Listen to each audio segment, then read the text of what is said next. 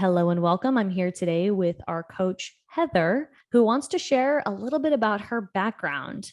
Now, Heather wants to share today her regrets in her private practice. And I think that's such a helpful conversation to know about mistakes that we make and sharing our experiences to learn from others. Heather, can you introduce yourself quickly for those that might be learning about you for the first time?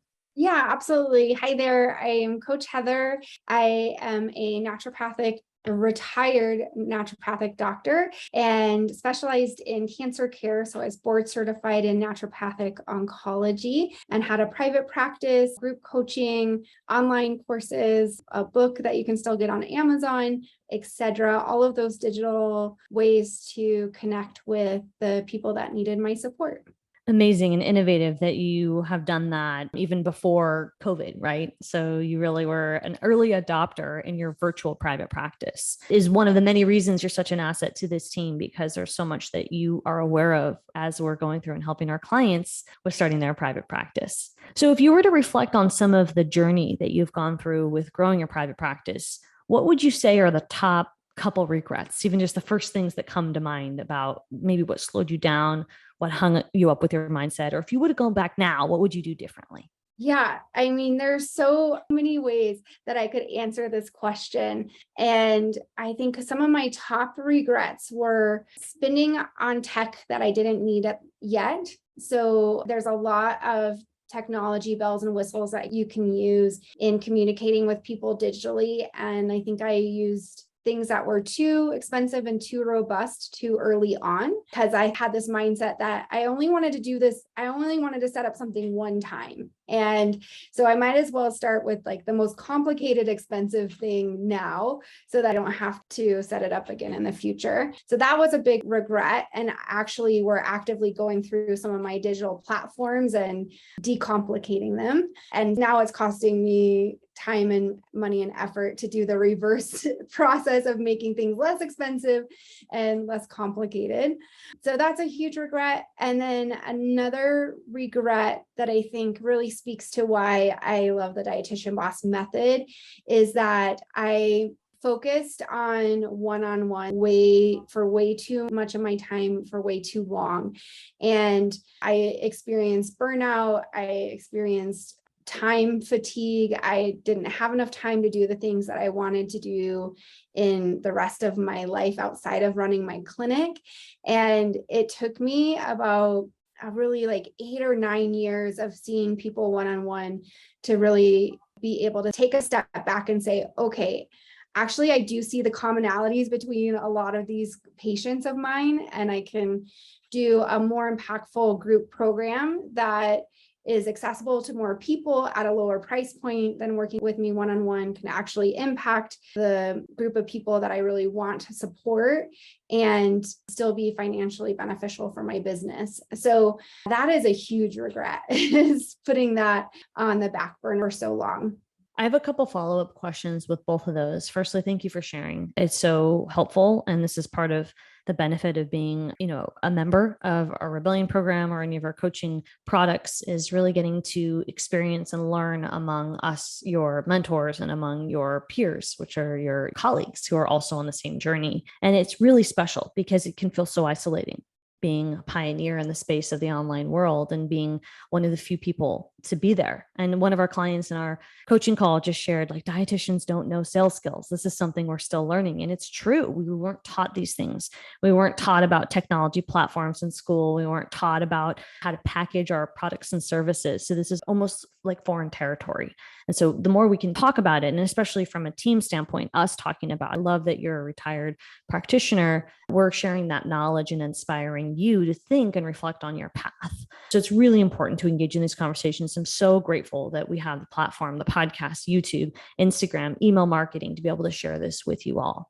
I just have a couple follow-up questions. I think for those that might not fully understand what it means, they might need some context. You don't have to list what type of software, but for the first, there's two things you mentioned. I want to go one by one. First with the overspending on the software. Secondly, with the model, which was cause burnout.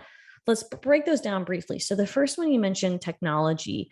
Walk me through, maybe from a mindset standpoint. You don't have to mention the cost or the technology platform, but I'll just share what I see. I see our clients come in, or dietitians, if they're not yet joining us in the Rebellion program, they say that they want to have everything, dot their I's and cross their T's, and have everything done before they have their first client or after they've had 2 clients. Where in theory, that makes a lot of sense. In business, that's not exactly how it works, because we have to make sure that we're talking to people, finding out what they need, and developing some type of a prototype or a beta program to gather feedback before we can really get a better program going to make sure that we're fitting the needs of our clients. So when I say program, that means clarity on what you're offering, who it's for, how you're creating a learning experience, which also includes the technology setup. So that's one of many pieces. Anything more you want to add to that, Heather? Yeah, well, I couldn't resonate with that mindset for sure. And like I said, I wanted everything, like I just wanted to do everything once. And so that meant graduating past many levels of where my business actually was at to engage in software that could do email marketing, that could do sales, that could do sequences that are automated, that could do all of these fancy things. And to whom? Like, I have my email list of a couple hundred people. It wasn't the right time to be engaging in that kind of software. I did end up growing my email list to a size that would necessitate that kind of software, some more complicated bells and whistles. Once I got past 5,000 or 10,000 email subscribers, I think some of those email marketing tools are really helpful and necessary, but I really engaged in those very soon in my business. Yeah, and I really appreciate you reflecting on that and sharing. And I just want to mention it also is a personality type. I know there's a lot of different personality here in the company. I think we're going to spend more time. We already had our team take personality assessments, but I love discussing them. Personality traits are not right or wrong, but there is a profile of a healthcare practitioner, and they tend to be higher on follow through and wanting things to be like perfect and beautiful, which is a skill and a strength because you put a lot of pride into your work. And in business, having that knowledge and understanding can help you think about like the fact that there's going to be several iterations and it's okay to not have it perfect. And I know that we say that a lot, that done is better than perfect, and just get your stuff out there. But it's really hard if you have this mindset that things have to be a certain way. And in business, there's just so much agility required to create a product that will evolve as the needs of the market evolves. And so it's a new skill and a new mindset to learn. And even though we talk about it, it's one thing to know it and it's another thing to do it. And that's what we offer you here at Dietitian Boss when you work with us, is the transformative experience of moving from knowing to doing. And so you can know everything. You could Google how to start a private practice and have everything written down and download every free guide on the internet, but it's not the same as taking action and doing. And as you take action, learning about your mindset and your personality traits and how to use your personality to your benefit and how to adjust and adapt. And so learning from your mentors is a great way for you to reflect on your journey as you're taking action. So I really appreciate your vulnerability with that, Heather. And I will share I'm the opposite. And I always like to create things that are not fully finished. And I think that's a huge part of my success in business is I'm able to start things. And then luckily I'm able to also hire help and really have people help me finish something and get it to where it needs to be. But I'm a starter. I'm not a finisher. So I hire finishers on the team and we work together to create an amazing product, but I'm really good at getting it started. So again, it's not about what's right or wrong. It's about knowing your personality and being able to leverage your skills and grow with time. Anything you want to add to that? Or do you want to briefly touch on the second piece of the burnout with the model? Yeah, well, I would just say that you brought up a really great piece, Libby, where I did have to talk myself out of perfectionism. And I would say things to myself like, okay, an excellent researcher, perfectionism, like really getting down to the bottom of this question or this problem makes a great doctor and not such a great entrepreneur. And so I would have to catch myself when I knew I was approaching things from like more of a clinician perspective versus an entrepreneurial perspective, where you just launch and you keep learning and you keep evolving and growing and knowing that the first attempt at something is not going to be perfect and not going to quite hit the mark, and you're going to be continually perfecting that model over time. That level of self-awareness that you just shared about you knowing that you have perfectionist tendencies and putting on your entrepreneur hat, but also maintaining your clinician hat, that's a journey. That level of self-awareness is something that we support you with here in this company, because a lot of us, like, we're really not aware of our skills, or we underestimate our skills. And so understanding when to double down on our entrepreneur hat and still preserve our clinical hat is important. And it's just something to think about. So really appreciate you sharing that, Heather. It's a journey. It's truly a journey about learning with that alignment about, am I purposeful with how I'm acting in the business and how I want the business to run? Because that goes right into the next topic, which is you mentioning that you were burnt out and you wish you would have switched from the one-on model. I do want to mention that there are a lot of ways to grow your business. And so, of course, we are fans of products, digital products such as courses, memberships, and group programming, because those products allow you to reach more people, because those products they inherently build community, because those products give you your time back and they give you freedom. That doesn't mean that one-on-one coaching is inherently bad, but only offering one-on-one coaching can cause burnout if you're not incorporating other models that can allow more access, more reach, and then, of course, increased profitability and there's strategy that comes with that. So I just wanted to preface that. It's not that we think that it's good or bad to run a certain way. You can combine them, but there are pros and cons. And it's important to identify what those pros and cons are and then think about your personality and how you function within those models. So can you share a little bit about that, Heather, before we wrap up in terms of burnout? Yeah, for me, it was really about accessibility, because my one-on-one pricing had gotten to the point where I wasn't accessible to a lot of people and their budgets for their healthcare. And even though I was in an area of cancer care where people are willing to open new credit cards to survive their cancer, really, literally, I wanted to have something that was accessible to anybody and everybody who was going through the cancer journey. And there was just no way for me to do that one-on-one, and to be able to pay my front desk staff and pay for the overhead of having a clinic and all of the things that it requires to have high touch point clinic that is providing really good customer care. So the group programming helped me in a variety of ways. One is helped me deliver something that was accessible to what I think anybody's price point would be able to achieve.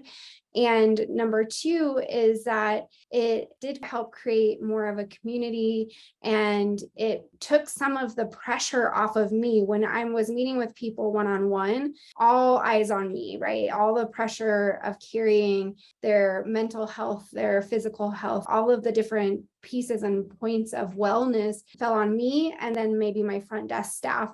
And when you open up to group coaching, what the beautiful thing that happens is that it takes some of the pressure off of you as the provider and allows the community to support each other and to answer each other's questions or cheer each other on. And that was really liberating for me. I loved watching the community form.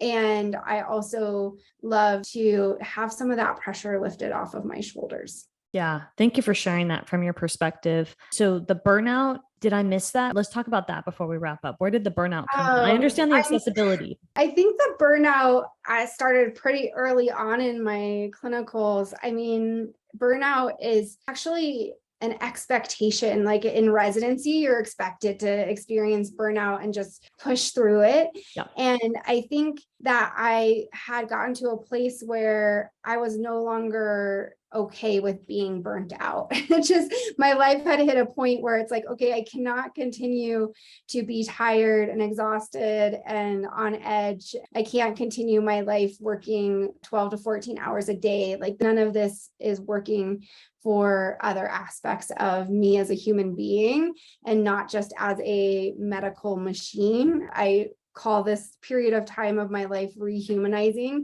because the process of becoming a doctor is so robotic. It dehumanizes us in many ways. And I think the training for a dietitian is very similar. So when I kind of woke up to like, this isn't working for how I want to live my life as a whole, I had to reassess my business model and how I was delivering my services. That is so incredibly helpful. Thank you for sharing that. I think I made a note for our next podcast to be about your rehumanizing. I'd like to talk about that a little more, but this was plenty for today. As a recap, we talked about Heather, Coach Heather's experience with thinking everything had to be done without some testing and maybe overspending on tech platforms that were a little bit of a premature investment, which was really a mindset piece. And then the second area was accessibility, having a model that could help more people by building a community that would be accessible for more clients and waiting too long to do that. And then the piece that I asked at the end there was about, how Heather felt with the burnout piece. And we'll talk more about that in a future episode. But I think that's plenty to hear experiences from private practitioners. And I love that you're innovative and you did this before it was cool. Like, it's really amazing that you've been a digital entrepreneur for so long and now you're able to be retired and then give back through Dietitian Boss. And we couldn't be any more grateful. So thank you so much for everything. And we'll see you. We hope you tune in for the next podcast episode where we talk about rehumanizing. We'll see you next time.